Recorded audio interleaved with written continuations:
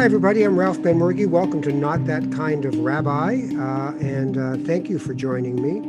More and more people seem to be doing it, and it's a wonderful thing. I'm not much on carny barking when this stuff happens, but I would appreciate any support we can get is always lovely because we want to keep growing what we're doing.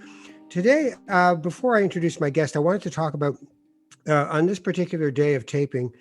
Uh, is taping still a word? Of taping this particular show. It's the day, 2 days after the federal election in the United States.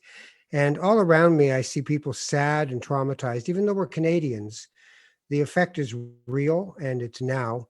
And it's not so much about anything more than what I can't help but feel is a kind of moral depression that after 4 years of absolutely morally bankrupt leadership, and I mean in the most profound sense of the words, when you have a chief of staff, and I've worked in politics, and chiefs of staff are there for every breath and heartbeat of the leader that they work with. When John Kelly, a former chief of staff, says the man is a pathological liar, completely unfit for office, and close to 50% of Americans think that's a good idea. It makes me really wonder about, and then the support of people who call themselves religious. I don't understand. It seems to be that if the man gives you what you want, you'll put up with anything. And if that's where we're at, we're in really big trouble. The American experiment has been as much about cultural imperialism as anything else. Hollywood is a vehicle to expand the idea of America as the ultimate empire in the world. How many American movies have you seen that end with a jaw that's clenched and a salute that goes up and, sir, militarist? 9 years America has not been at war in its history of over 200 years. 9 years. And we keep being told they're the beacon of light, the freedom message is only viable through America. And I just can't help but believe that so many people around the world right now are thinking, done, we're done. You guys can stop telling us you're the greatest country on earth. If you can have Donald Trump seriously considered not just once, but twice to be the president of the United States, it says so much about where we're at as people. And it also says a lot about neoliberalism, about the idea of things for you and not for others. And it speaks to me as a spiritual counselor as what I like to refer to as the God hole. Just, we don't have anything bigger than us anymore. We're God. We don't even have a climate that we can care enough about to do anything for. And yet without it, we can't exist as people. We're actually digging our own grave gleefully. What choice do I have? I need that work.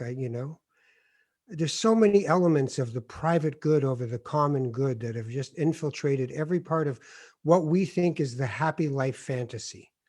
I know I've got this great Range Rover, but apparently there's a new 100K Lexus out there that I should really get. Maybe no, actually the Tesla, that would be really. So we end up in this game of nothing, this game of things you can't take with you. He who has the most toys when they die wins. That was a bumper sticker 20 years ago. And we're living it. And this man is the embodiment of the man has a golden toilet. He goes to the bathroom in his Trump Tower in New York in a gold-plated toilet. And people think he's the people's representative, that he speaks for them. So I just find myself in the company of so many people right now who feel profoundly depressed that this is where Western civilization's beacon has now just had their light turned off. And I don't know what we're going to do, but it might be with the pandemic and this, that we have a spiritual opportunity, that we have an opportunity to turn away from this idea of what do I have for me, and back to this idea of we're just walking each other home. That's all we're trying to do. So there's my rant for today. It's not biblically profound in any way. I'm not going to start making those Pharaoh comments, even though that's what he is. But that's that. I want to pivot to friendship and comradeship and someone who I've been close to for, I don't know, we're going to hit 40 years eventually. We're getting there. But he's a dear friend to me and a lovely man.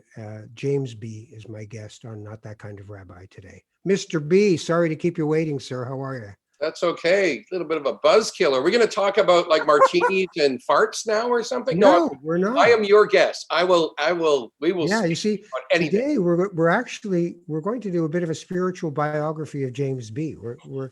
And that doesn't mean we end up with the martini, but it doesn't mean we don't. No, So that's okay. This was water a few minutes ago, but after you were talking, I don't know what. it just turned at this time of the day. All right. I want to start with something that you said years ago that always stuck in my mind.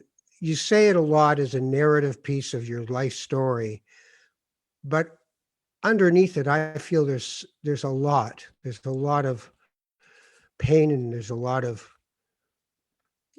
you know, stuff. So the thing is, you're from North Bay, Ontario, and you would always tell me and anyone that you ran away from North Bay. You ran out of town. And that you were run out of town. And Well, it's supposed to be funny. It's supposed to be funny. well, I treated it pretty funny. I don't Yeah, know if but everybody would have. can't feel good. Yeah, what happened is I was teased a lot in school. My parents were only aware of a little bit of it. I didn't go home and tell my mom and dad someone beat me up or put my face in the mud or whatever. And it's not like the cyberbullying today that can be really creative and long lasting. And it's also not like getting knifed. But there was a lot of violence, a lot of fear. And because I had so many friends that were girls, everybody back in the 70s, everybody'd say I was a fag. And I didn't really care because I didn't care what people said. And I had a handful of good friends and I dressed really funny. But what I was going to say, the thing that I did that most people wouldn't do, I felt I was being run out of town in the sense of I didn't feel good there. I wanted to be in the big city and I needed to burn my bridges. I didn't want to come back.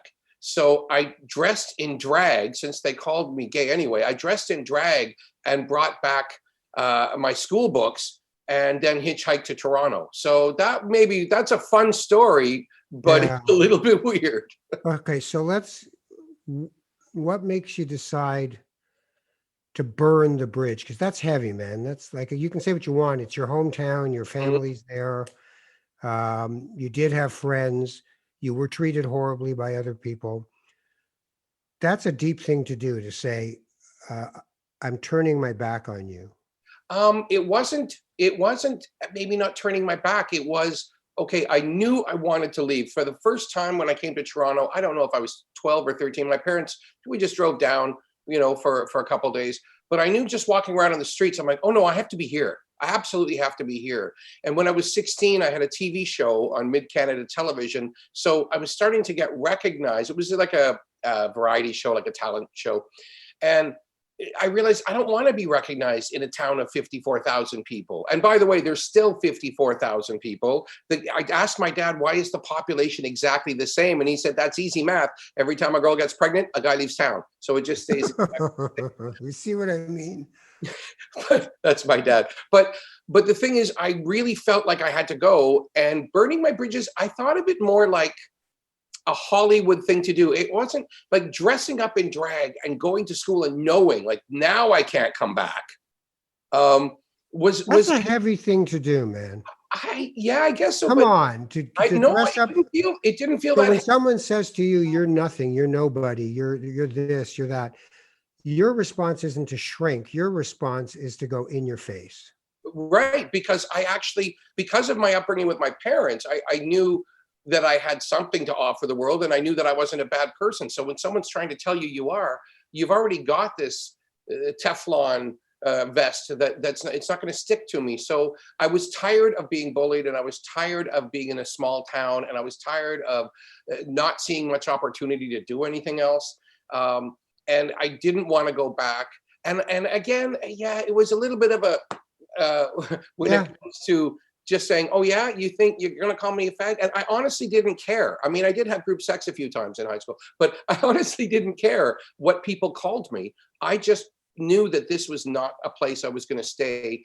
And I thought by doing that, like, I didn't even know if I'd be going home to visit for Christmas, although I did expect I would. I thought, well, I'll go home and visit my parents, but I will not be going to high school reunions or whatever the kids do. So whenever you go to see your dad in North Bay now, do you ever bump into anybody from school from those days?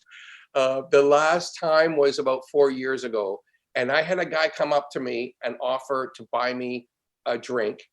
And I said, "Are you Gary?" And he said, "Yeah." And I said, "You used to beat me up all the time."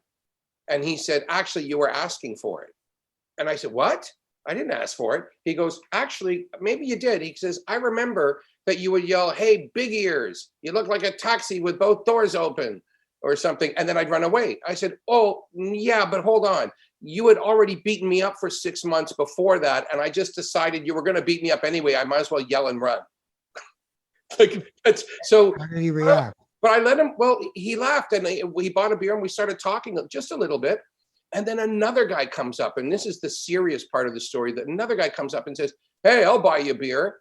And I turned around and saw him and I said, "I will never let you buy me a beer." And he looked at me, he goes, "What's the matter? That guy beat you up." And I said, "Yeah, but it was your house when a bully came up to me. I just survived a house fire. My hands were all in bandages, second-degree burns, big bubbles, bandages. And at his house, a guy came and burst all my bubbles in front of everyone who was laughing, and he did nothing to stop it." So I said, "You, my friend, I'm not going to forgive. I'm not going to drink with." That's a lot of wounding. Yeah, that was the worst, absolutely the worst thing in my life, if you're going to talk about wounding, because I had just survived a house fire in Toronto. I moved to Toronto, my house burned down, and I went back to the hospital. Who Oops. else was in that house with you when it burned down? I had two friends from the beaches who were over. We were writing songs, comedy punk songs, and I had a couple of roommates who I didn't know. I just moved into a house, but one of the roommates left all the candles going when he went to bed and burnt the house down. Wow. Yeah. Wow. Blessing, though. It was a blessing. So did Not the hand stuff. That was no blessing. The house burning down means I had to start all over, and because I was so busy as a kid and I really felt like I knew my path, this was a way of starting over, and everything was different. And I'm sure I'm not the same person because I value every moment, every day, and I know nothing's permanent. And it just spiritually, it woke me up. That's so interesting. Where did it take you spiritually? It took me to, I guess, what Buddhists would say, it's just every moment, you're in that moment. Every decision is going to make something else happen, but you don't have to overthink it. Go with what feels natural, and don't take things for granted, and tell people you love them, and try to help other people. And if you're ever sad, just go to a cafe, sit down and eavesdrop on the next table, and you'll find out you're not doing too badly. So all of the lighthearted things that stay with me really kicked ass after I lost everything. Right. The impermanence of it all. Right? And the fact that I'm not going to spend my life going, I wrote screenplays. I wrote a TV episode of the Bob Newhart show.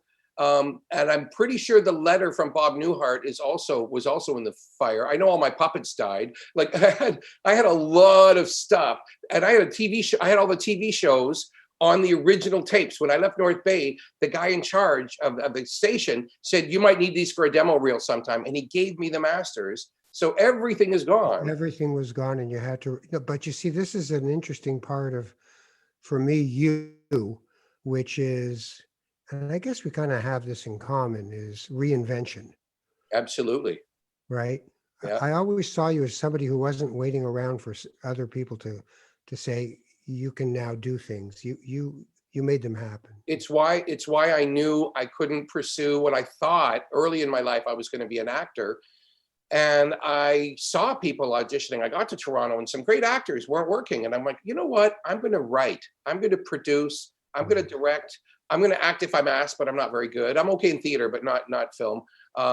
And I'll do music because no one can stop me from writing a song and standing on the street. So yeah, I was for stand-up. It was the same for me. As right, I'm not waiting for permission from somebody that I can be a grape in an underwear commercial.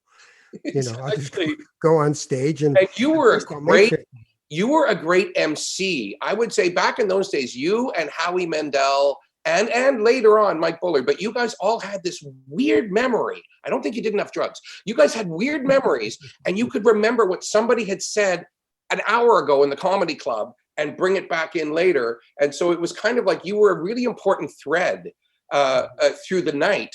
And I think that that's probably one of the hardest jobs is and this is why I love it so much as a challenge, is to be an MC. Just if it's not actually about you and you can keep the thing moving along really quickly, and then it is about you in a way. Everyone remembers how good you were, but you don't have to do that much. You just have to. You can relax because you're coming back out for 3 more times, 5 more times. So you don't have to kill in 10 minutes. You can just have a good night and build momentum. I always enjoyed that. Was there a spiritual life that was moving at the same time in you? Even like, as a kid, did you have those big thoughts of why am I here and why do we have to die? I'll tell you what I've never told anyone on public, whatever. Once I was really existential, I guess. It wasn't depression, it was more than that. But anyway, I'm walking around and I'm just thinking about the universe. And I'm like, if there is anything out there, I don't need to call you God or what. If there's anything out there and we're not food for worms, I need a sign right about now. And I looked up and there was a white cross in the sky and my eyes are watery. And as my eyes clear, I realize I'm standing leaning on a street post and it's the corner of Elizabeth and Vimy Street. And it's not a cross in the sky. But then I thought, you clever little bastard, you gave me a sign I can totally explain. So now it's up to me again. Don't. But it worked. It kept me. I've rarely heard God referred to as you clever little bastard, but I like it. Yeah, and also it's like this is like really, really clever because it answers my question without even giving any proof, and I'm like, but I liked it. It made me feel really happy. So your folks didn't take you to church or anything, or did your mom do that? So I had to go to church just for a little bit. And I was an altar boy for one summer because my cousin was getting married and my grandparents were visiting from Cape Breton. And we should be at church because they were super religious. And my dad's side of the family, very religious. Right. My dad is a born again atheist. And my mom believed in leprechauns and unicorns. So I'm in the middle there, right? I believe. Where are you then? I believe that we're not food for worms, but I wasn't going to go by the letter of the Bible because I saw people that went to church that were pious and not doing what the commandments say. So I kind of left it very early. And so how do you nurture a spiritual life then if you don't have a religion? No, I'm not saying you're supposed to. Well, I mean, it was like my dad would say, and he was never preachy and he never told me how to think. And I'm not saying he was like, he's dead now, he's alive. But when I was a kid, it would be by example that I would figure out that I didn't need a book for a moral compass, that I know that I'm fortunate because I have food and I have a loving family. And so I know I'm fortunate. So what can I do to help somebody else while I go on my merry way and try to make something out of my life? Because I knew I was into art. And when I found out art was a job, that you could sell a painting, write a poem. Well, poems don't make much money, but anything, finger painting, acting, music. When I found out that's actually a profession, I was 5 years old probably. And I kind of knew that was probably going to be my life. And so I also knew it wasn't going to be easy. So spiritually, I kind of just knew that it was like, be good to other people while you're trying to get your own stuff done. And then it wasn't until I worked for you or with you on the CBC, that's when I had my new age moment. I was dating a lovely girl named Elizabeth, madly in love. I explored monogamy for 3 years. That's call Ripley. But at the time, right, this was the big love of my life. And I really got kind of new agey. And I went to Burl Ives' house and I met some of his spiritual friends and stayed there for a week. And I had a real boost of creative energy. And it was all spiritualism, new age, 1111, all this. It was trippy, a little bit of Freemason reading and all that. But it was just a student of life. I wasn't going to follow anything in particular, but I found everything interesting. So there's a lot in there.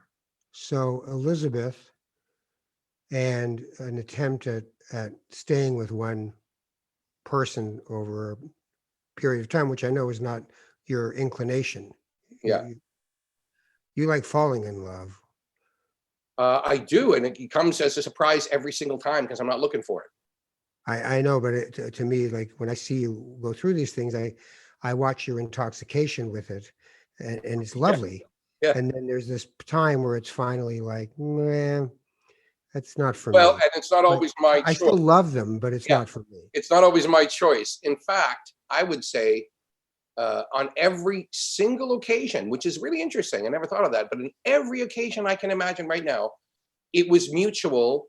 It was it was very peaceful. It was talking it through. It was like, man, I still love you. I'm not going to go from loving you to not loving you, but I don't know how this is going to work. I don't think we're supposed to stay. Is this it? Is this right? But this one, Elizabeth, you thought was the soulmate. Oh, I was. That first kiss was the kind of kiss that they make works of art or fight wars over. It was the thing that you see in movies, and anyone who's had it and knows what that is. I mean, because it's different to everybody, but it's the thing that I go, hey, I got that once, and I don't mean to sound too sappy, but I'm lucky that that happened once, let alone more than once. But that first real thing, I was completely madly in love for years.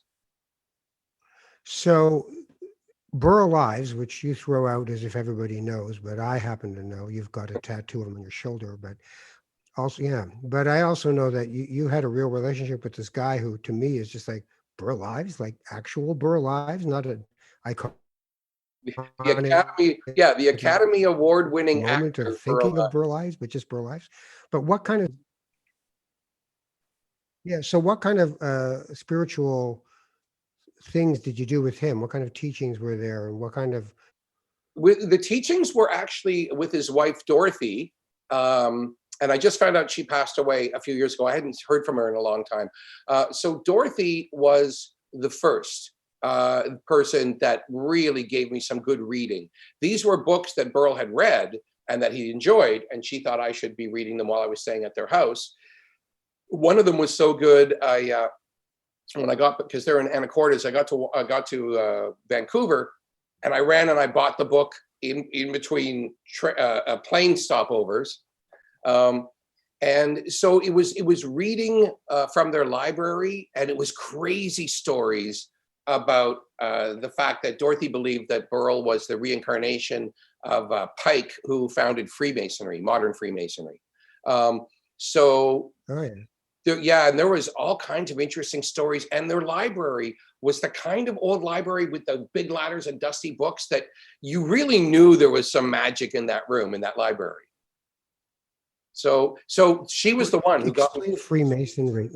Explain Freemasonry to me, because I I don't know. I don't don't think I can, but what like. I I can know what. say, but what I can say is the few things I read sounded um, like a way more spiritual Kiwanis Club or something. It didn't sound like a big mysterious world. It didn't sound in any way bad. But there is one book that's impossible to find called Foundations Unearthed, and I think it was Marie Bauer, I think, who wrote it.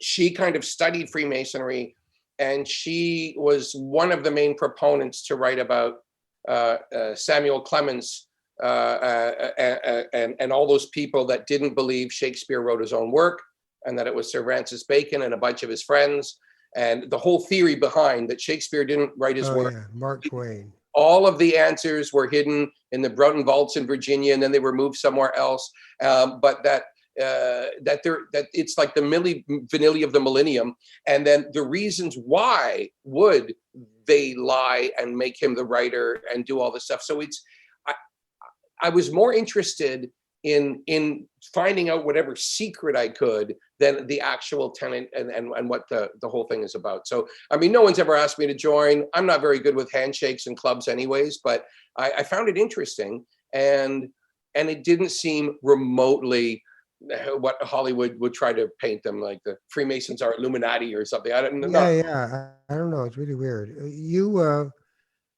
do something that's to me is kind of a form of church, which is you bring people together around music and art and event. Hmm. And I see you so happy when all that comes together, and Hmm. you know that you've had something to do with it. You almost like levitate. You walk by about a foot off the ground, going, "Isn't it a great night?" Yeah, right. I do. Right? I freak out when I see, and also the amount of times I hear the word thanks, it's unbelievable how many people are grateful, because it's easy for me to see somebody and go, I know who can help you. You need to meet this person. And it doesn't mean financial help all the time, or it doesn't mean creative or employment. It could be any type of help, but just people that should be together, that should be friends or should date. I'm not trying to be a matchmaker, but it almost always happens. And it's in this. And I'm looking around here. It's like right over there by the piano, right?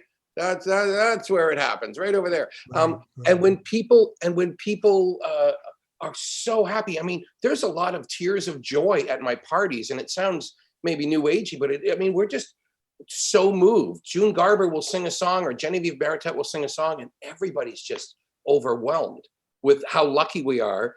And I'll sometimes say that. I'll say, the amount of love in this room, and everyone's got an open mind, and nobody's freaking out about things. And the world out there is crazy, but when you come in here, we're all together. It feels just like church is supposed to feel, and often does for many people, but it doesn't work for me. So this is, I never call it my church, but this is what it feels like. It feels Yeah. like having that much love in a room, and everybody, and I'll even say sometimes you realize that in the entire world right now, right here, we are some of the luckiest people, because we're here right now experiencing that song you just heard. Yeah. Yeah. Yeah. Well, art and music particularly are really, for a lot of people, that is church now. To be able to Yeah. join together and listen to music, and sometimes it's knowing every word to a song that somebody's singing that you've sung by yourself alone for years, and you didn't even realize that'd be part of their set list, and think, oh wow, okay, they think it's good enough too. I love this song. Right, right. And some people, especially, I find just, I should say personally, not especially, personally, I find when it's somebody a little bit left of center. When I was a little kid and I would go see Nina Hagen, right? Mm, She yeah. was crazy. She was doing punk opera. But then you're in a room full of people who get the same thing, right? So whether it's Killing Joke or whatever band I was seeing, this was like, wow, I'm not the only one who gets this. And then for people that have a more normal taste, that's why would you spend $100 to see Elton John this big at the ACC? Well, it's because it feels like church. It's because that gathering of people, because you all love it so much, it's palpable in the air. The vibe is something different. So we're not kids anymore, you and I. No, we're not. Well, your hair is, but you're No, not. we're not. Well, at least you both still have I can hair. say I try. No, I'm not even trying. I'm getting a bob. Uh, where do you think you're at? Like when you look at, okay, what do, what have I been doing? What will I want to do? I couldn't have answered that a year ago, but I sure can now. I've had whatever 9 months to percolate in my house and not have visitors. I constantly juggle that as to, am I doing enough? Am I taking the easy road? Should I be working harder? Should I be working smarter? Should I be working at all? I think about all those things. And in the last while, I've got my inner Ute back in a sweet way, because I am so happy to write and to draw and to just be creative during this whole shutdown thing. I've been lucky because for here and there, I get into a jazz bistro and book a few bands here and there. But for the most part, it's been me and my imagination. We haven't had guests in this house. I only have two roommates, so we haven't had guests in this house since March. I've gone out for dinner with people, go out for long walks, 6 feet apart, doing all that stuff. But I feel right now that because I work with people, a lot of the people I work with are in their 20s or early 30s. And a lot of people I work with are 70. Don Franks was 84 and my best friend, right? So because I get energy and I feel like I totally belong with the young crowd. And then I talk to the old crowd, and like Don Frank said, don't you forget, Us old people went to Woodstock. Like, you didn't invent drugs and parties and drinking and having fun. We did that too. So it's really cool to look at. And Don Franks was the guy who said, you should turn 50, because I was in denial and I was 42 for 8 years. And he Yeah, said, I remember when that. you turn 50, own it, because there's a lot of cool people who don't get to live to be 50. And if you're 50, that's the new 50. That's young people are going to start to wonder if 50 is even old. And I said, Right. well, I owe it to you, Don, because you're 84 and you're not lying about your age and you're the coolest guy I know. So I own my age, 57 right now, but I don't feel it at all. I'm still 42. I don't know if I'll ever get past that. Maybe. Yeah, I don't know. There are days where I have flashes of me and I'm 12, and then days where I feel like I'm 64, and then other days where I just think I think for people who have come from an artistic background, age kind of never really enters the conversation in the same way, because you have to keep stoking the fires of youth, not youth, but childlike wonder and awe, if you're That's going the to have part that anything to comes say about natural. art, Right. That's the part that comes right? natural, is the wonder and the joy and the fact that I don't know how anything works. I don't know how my toaster works, but I know how to work the toaster. But I don't know how anything works. I'm so sure that everything that is around today is because we had lots of help from aliens. I can't. How did somebody figure out how to make a rocket? It was aliens helped us out with that, okay, because I can't get my head around it. So that's the young part in my head.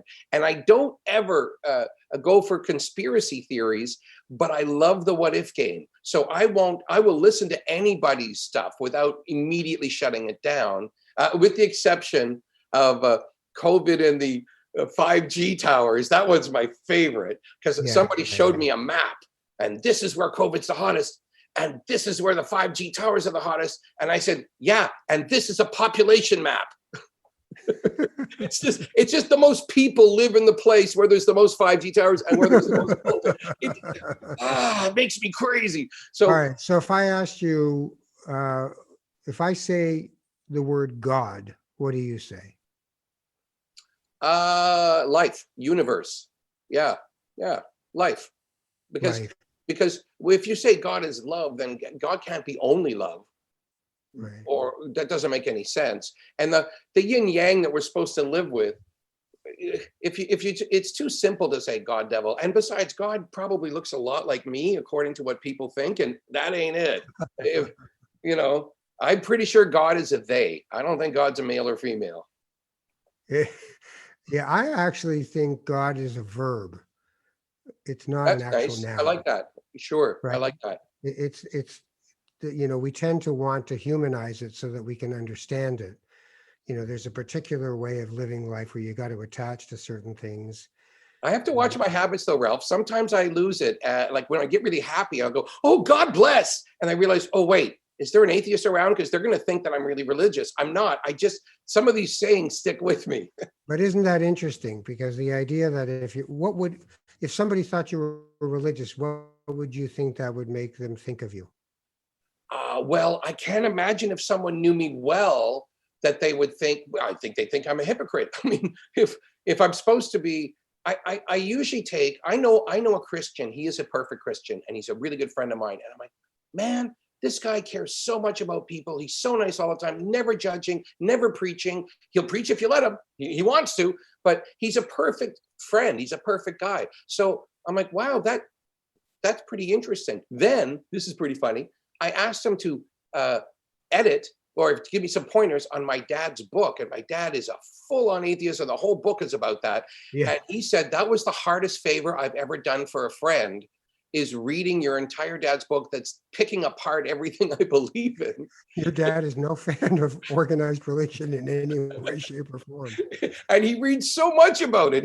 He's not against religion. My dad loves, everyone should do what they want, but he goes, I don't see the point, and he says why. But he's not Dawkins. He's not trying to go out there and change people. He's just doing his thing. But because of that, I always think I equate kind of religious with pious, with thou shalt, thou shalt, thou shalt, or thou Yeah, shalt. most people do, I think. Yeah, but They see religion as either naive or oppressive, right, right. and worse. And I don't think that of either of them. I just think when it comes to me, I don't find those stories particularly enjoyable to read. And God knows, I said it again. God knows, Yeah, I've read enough. When I was younger, I did go through that whole thing. So I always thought you were kind of a pop Buddhist. thank you. I'll quote you on that. You know what I mean? Like Sure. you really put a lot of faith in the moment, in the presence to be here, and you're not particularly theistic in any way. You're not like, higher power connected kind of guy. But then again, you have such a joy about life. It's hard and to. and and I feel that connection to creation. Like there was a lot, especially lately, a lot of time in my room writing things, and I sometimes I write something, I'm like, wow, did I even write that? Where did that come from? And it's usually the stuff I like the best that I don't want to take credit for. So I feel a connection. I've had a few of those crazy moments, like lying in bed, my hand shoots up and a light goes, and I feel like I'm all golden and stuff. That's happened twice in my life, That's and who knows cool. why. What do you think after that? Well, my phone rang. The first time that happened, my phone rang, and it was our mutual friend Brian Ainsworth. He was calling Oh, me. Brian. He was calling me to tell me that one of my best friends had just died. And I said, Wow. that is so weird because last night I had a dream about this guy, and it's a really strange, funny dream. And then I didn't think anything of it, and it was like a memory of something we had actually done, and then a bit of a dream attached to it. Um, uh, and So it was kind of, I don't know what to call a telepathic moment where you yeah, became part of the stream, and the stream was disturbed by the death of your friend, and then you yeah, were told that that had happened. yeah. Yeah, because this What do you glowy thing think that's about? happened, and then like 2 minutes later the phone rings. Yeah. Yeah, but what's that about? You I know what I couldn't mean? Like, make heads or tails out of it. All I knew is there was this vibration, there was this thing. Oh, and just a little while later, this is all at the same time, the same year. And it's funny because where I live now, this happened half a block away from me, where all this happened 20 years ago. Um, but what also happened was a few days later, I had another dream about this guy, and he showed up, and I said, "You can't be here because you're dead." And he laughed. He goes, "Ah, you cracked me up. You're so funny." So I got my Polaroid in my dream, and I spin around and I take a picture of him. I go, "I got proof. I got proof." And then I woke up and I went, "What was that?" And I went, "I think I have a photo of Mike somewhere." So I go through my big pile of photos, and I found the exact Polaroid of Mike with the same light right over his head, but it was from years earlier in Kensington Market, not in Sudbury where my dream took place. So it like I think Yeah, when it comes to people and well, Don Franks is a whole other story, but the connection with people and Don, by the way, when he died, I was with him so often, and he was so graceful and so otherworldly and so accepting and chill, and he just kept wanting to share. He was really animated trying to share everything he could tell me in his last little while. And then when my mom started fading, I was there for her way stronger than I ever could have been if I hadn't gone through that with Don Franks. right. Like he taught me the graceful way of going. Like not since Timothy Leary have I ever heard of someone being graceful when it's time to go. Your mom dying was a big thing for you. Well, it was, of course it was big, but it was also kind of magical. Like Yeah. she stuck around for the last Christmas, and my poor dad thought that she was gonna maybe get up and entertain and get that last win, that second win, but Yeah. there's no way. So she died Boxing Day, and but to be there for her all this time, and still, even under her breath, she was getting so weak, but she was still cracking jokes. So she just never stopped being her, like right to the very end, and it was kind of beautiful in a way. I mean, my sister called me and said, if you want to say goodbye to mom, you better get back here. And I said, Shauna, I just got home 3 hours ago, and I just said goodbye to her. I said, I hope you guys are okay. I'll come back if you need me to come back for you, but I already said goodbye to her. And she goes, oh, wait a minute. And then she said, I think she stopped breathing. And so I said, keep the phone open, please. Just even if you don't want to be on the phone, just leave the phone open so I'm kind of there with you. And my dad was good about it. He's like, it's done. We're gonna make some calls and don't come up. The funeral will be in a week. We're okay. And your dad has been through, I mean, there's an ascended master of light, and he would hate for me to say that. Yeah, exactly. He's so spiritual and he doesn't know it. He's lived with major health issues for so long. And I don't know anyone who hasn't had food or drink in 17 plus years now. 17 years, not even a glass of water. He has a tube twice a day, but he goes, I still go golfing. I can drive long distances. He's got all kinds of happy outlooks. He wrote his memoirs. The book's out now. He's paints pictures. He's got all kinds of. What's it called? Oh, the book is called Where Was I? What's the book called? Where Was I? Because he keeps going on tangent, getting his story. And his real name is Terry Doyle, but he writes everything as a real storyteller and changes everybody's name. So my name is Shay instead of James. I'm not sure exactly why, because it's not like we're celebrities and have to change our names, but it's a fun read. I found out stuff from him I never knew before. But when it comes to a person, and I had no idea how much he rubbed off on me till I read the book. And I'm like, this is my book. Yeah. I mean, I always knew that about you. Well, yeah. My friends always said, you're like your dad, and I can see you and your dad are best friends. And yeah, I heard that a lot. But when I read the book, I went, he never told me all of this stuff that's in the book, but he showed me every day he was doing something. So my outlook and taking it day and every day is going to be A-okay. It might be good. It might not be so good, but there's something cool that's going to happen. Jump out of bed, seize the day, and make the most of it. Well, we got to go. We have a time limit on this one. It's too bad because, of course, you and I have spent many years just talking, and we still haven't run out of things to talk about. So. No, and you keep coming up with new questions. That's how I roll. Yeah. I just want to say thank you for doing this with me. I love you. And I know that being in the middle of a pandemic for a guy like you, who is such a social connector and butterfly and magic maker, has been tough. But I know you, and I know you're resilient, and I know you just keep going, whatever, just like your dad. It's like, I can't eat. Let's go on a road trip.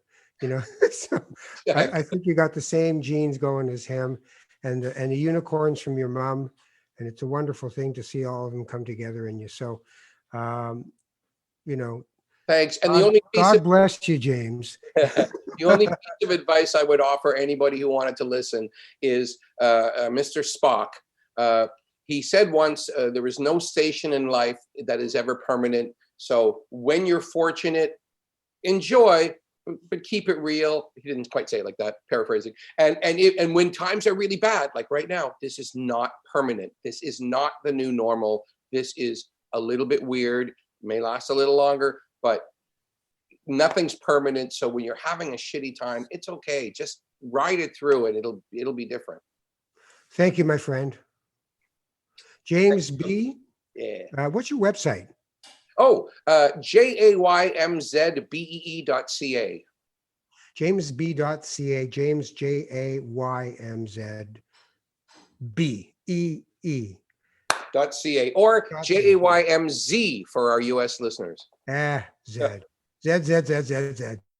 All right, take care of yourself. I'm Ralph Ben-Murgy. Not That Kind of Rabbi is the name of this podcast. If you want to get in touch with me, I have a Facebook page, Not That Kind of Rabbi, Instagram as well, and Not That Kind of Rabbi, and Twitter at Ralph Ben-Murgy. Please join, like, and have fun. And see, he's got wine. He's always got wine. Jaymz Bee has been my guest. You take care of each other, and we'll see you soon on this particular podcast.